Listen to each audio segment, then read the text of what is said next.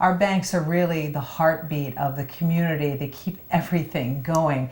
Joining me now is someone who really understands what that means is Jeanne Hulit. She is the CEO and president of Maine Community Bank, which is also includes Biddeford Savings and Mechanic Savings in Auburn. And first of all, I know you've been so busy and putting out so many different fires, but let's talk first about how are things going with Maine Community Bank right now. We're firmly into this, and I'm wondering day to day, how are you keeping things going? Well, we've been very busy, and the team has really pulled together everybody in the bank.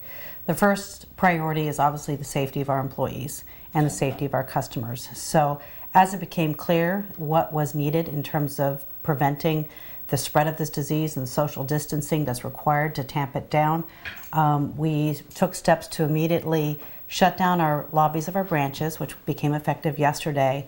We'll serve our customers through drive-up windows. Obviously, our mobile and our online banking services are available. A lot can be done with customers' bank accounts remotely. Our staff that has to stay on site has been socially distanced in terms of putting them at separate locations in the building, and the bulk of our employees have been sent home to work remotely. So it's been a big stand-up rather quickly. And you've gotten that, you all have done this all together, which is really remarkable, how quickly you've been able to kind of get all of your forces together.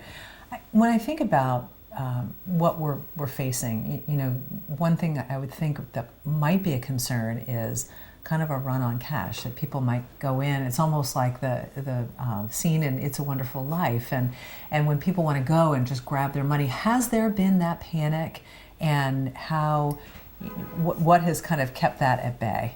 No, there has not been that panic, and we don't even want to talk about that panic. All right. Because seriously, it's a worst case scenario. Every bank has to think about it. Needless to say, one of the things we're more concerned about is just the logistics of staffing our branches, getting our Brinks deliveries, emptying the ATMs, etc. So we're working on the logistics of managing cash. But we are very hopeful that there isn't going to be that type of overreaction, because that would be detrimental to the entire banking system. And I've seen a lot. I don't mean to interrupt you, but Sure. I've seen a lot of people talking about, don't take all the toilet paper, leave some for other people. And I would think it might be the same kind of mantra as far as cash goes. Don't take it all. We like to remind people, back during the It's a Wonderful Life days, you couldn't get your cash with an ATM card. Right. Cash is actually one of the dirtiest things you can handle.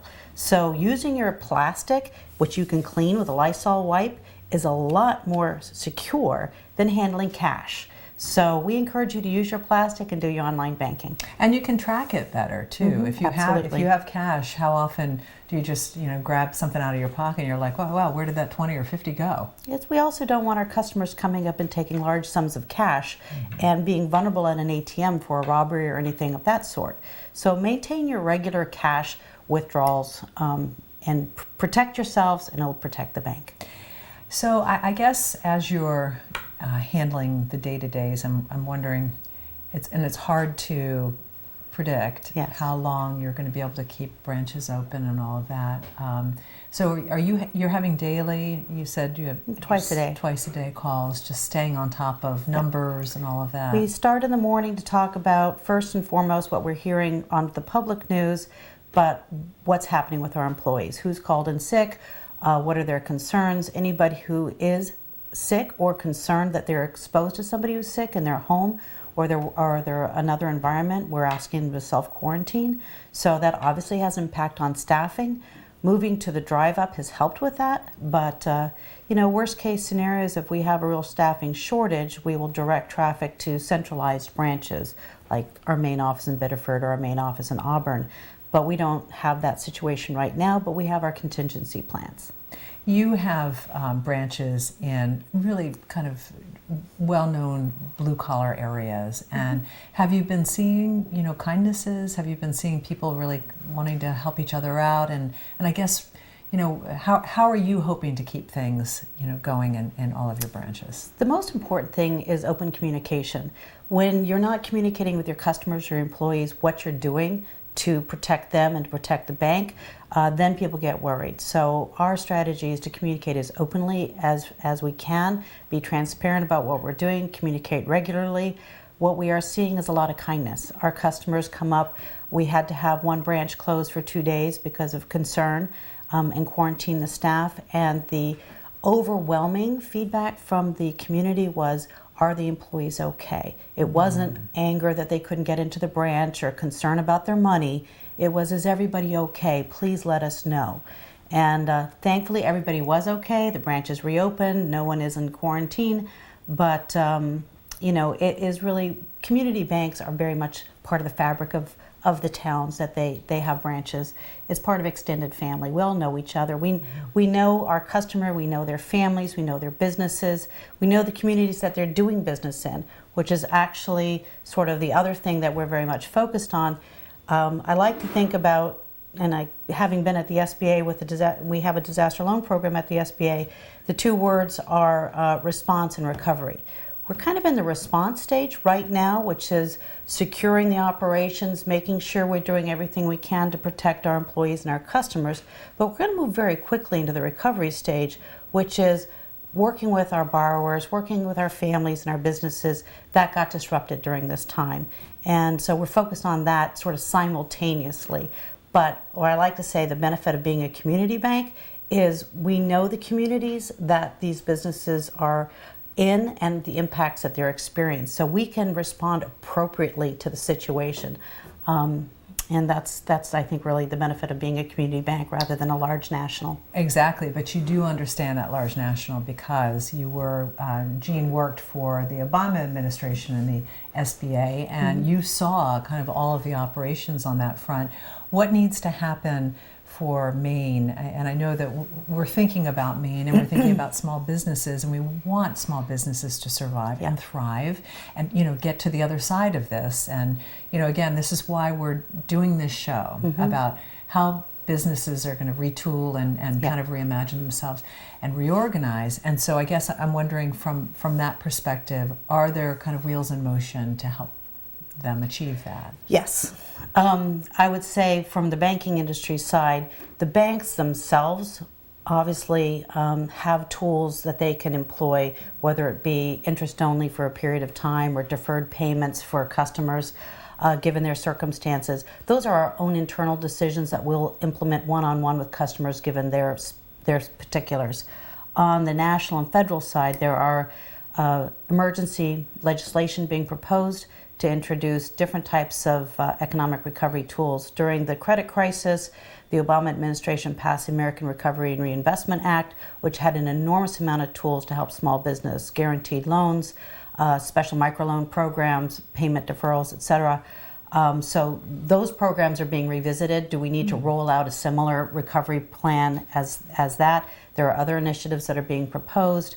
I think the Congress was, or the Senate was in session until past midnight last night, dealing with these pieces of legislation, and our legislature was working through the day yesterday and are bringing a package to the FAME board.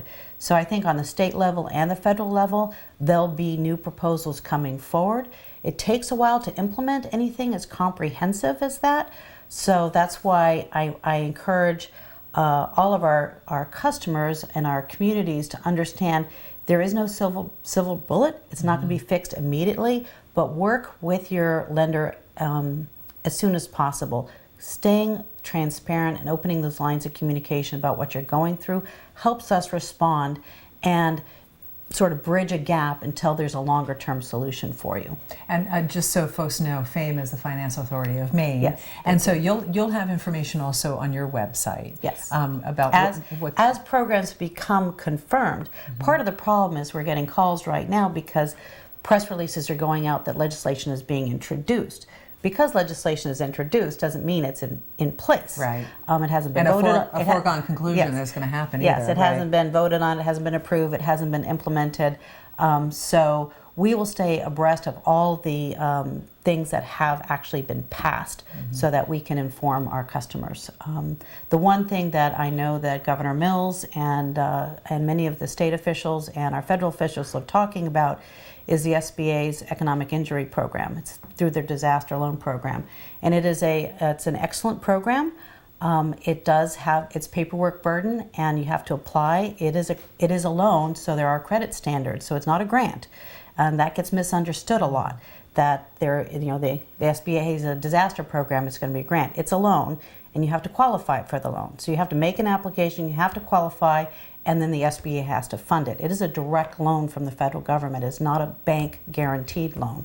So that's something I want to make sure everybody understands. There'll be two tranches. There'll be direct lending through the economic recovery side of the SBA, but then there are also SBA guaranteed loans for banks to make loans with the backing of the government for small businesses to improve working capital. So that's something people can be working on at home as they're trying to kind of find things that they can do that are actually going to help themselves.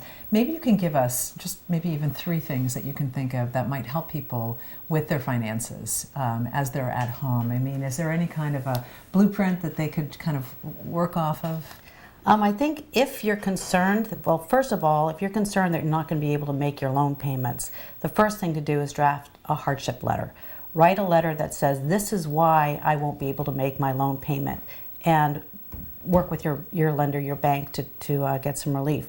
The second is, if you need new money, then start getting your financial package together. We need your tax returns, not just the bank, the SBA, the government are going to need your tax returns. They're going to need your most current profit and loss statement. They're going to need a statement of how you expect to recover, when, and that's a big if, when you will be able to get operations going again, and what is impacting your cash flow problem. Is it because you're shut down? Is it because your supply chain has been interrupted? Your cost of goods have gone up? You can't produce your product? Give us an explanation of what is impacting it, because that's going to be part of the assessment of whether or not you're going to qualify for a loan. So people really can be doing some homework during this time, and just snap out of it. I know it's depressing and everything, but really this is work for the future. Yeah. And this is how you can help yourself. I would also say, those steps are for people who either have a loan or need a loan. But I would say there are plenty of people that are tenants and they're renters, a small business that is a renter to a building, and they can't make their rent payment.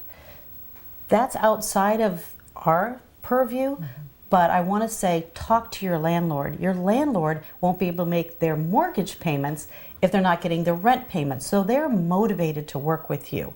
And they also don't want to have a vacant building with a bunch of tenants or businesses that go under during this time, because how are they going to recover themselves? So I had a small business call me very concerned that she was not going to be, a hair salon was not going to be able to make her her rent payment next month, and that her landlord would call her lease.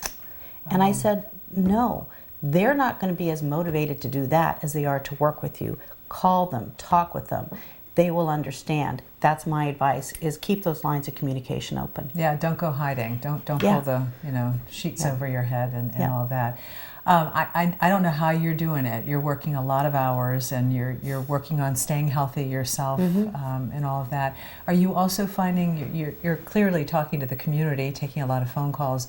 Are you also speaking directly with the governor, and are you helping her with SBA decisions? I'm not directly. I did communicate with the commissioner of the Department of Economic and Community Development yesterday.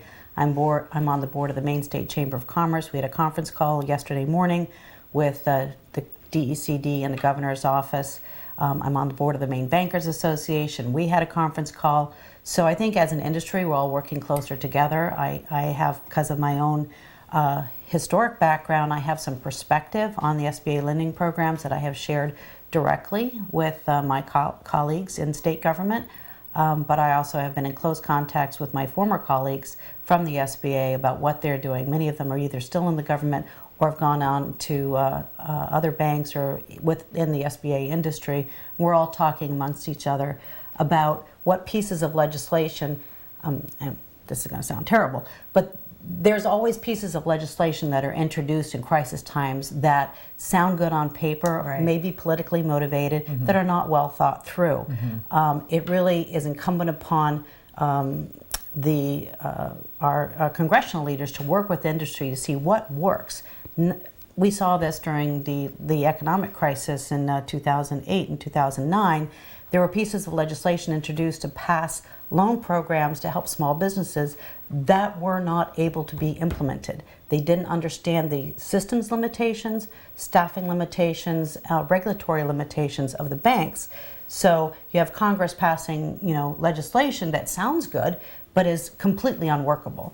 That's a concern, and so I've been talking. And it's a waste of time. It's a waste of time, and so we have been, as an industry, talking. There are trade associations. You speak as a voice, not as individuals.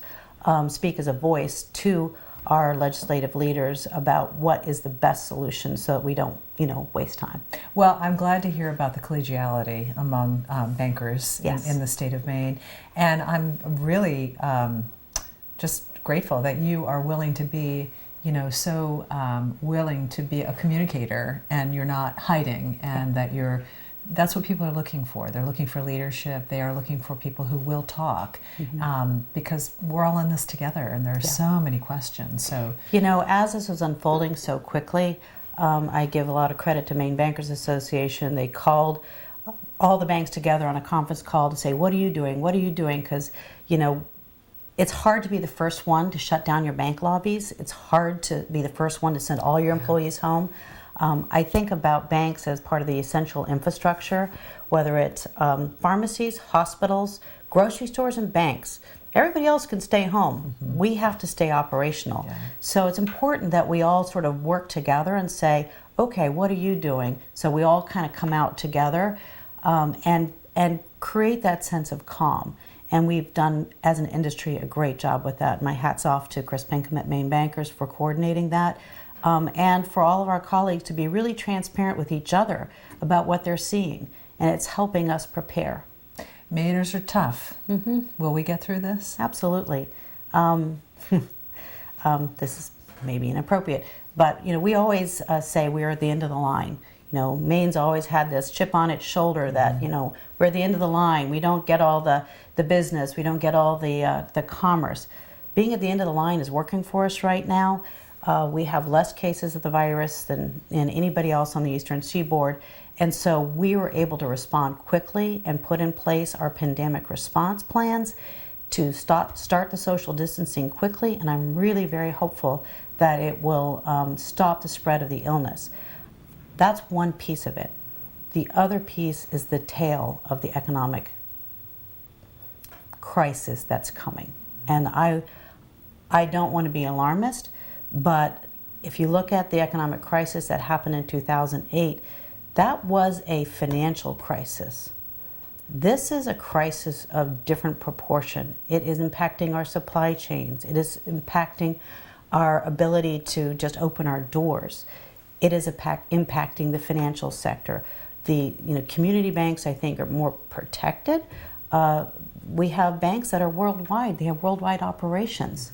When you look at what's happening in China, in Italy, in France, in Spain, what's that going to do to those big international banks? That I'm concerned about the financial markets as that gets an impact. So I would just say, hang tight. It's going to be a bumpy ride, but we're very resilient at Maine. We support each other. We stick together. Our banking industry is very, very strong, and we'll get through this. We'll get to the other end. We'll get to the other end healthier. Be kind, be nice. Be kind, be check nice. on others, right? Absolutely. Keep doing that. Jeanne Hulit, thank you so much. It's my from pleasure, Maine Tori. Community Thanks for Bank. inviting me. So great to have you here, and you've helped to allay a lot of fears, so thank you. I hope so. Thank you. Best of luck to you. Thank you.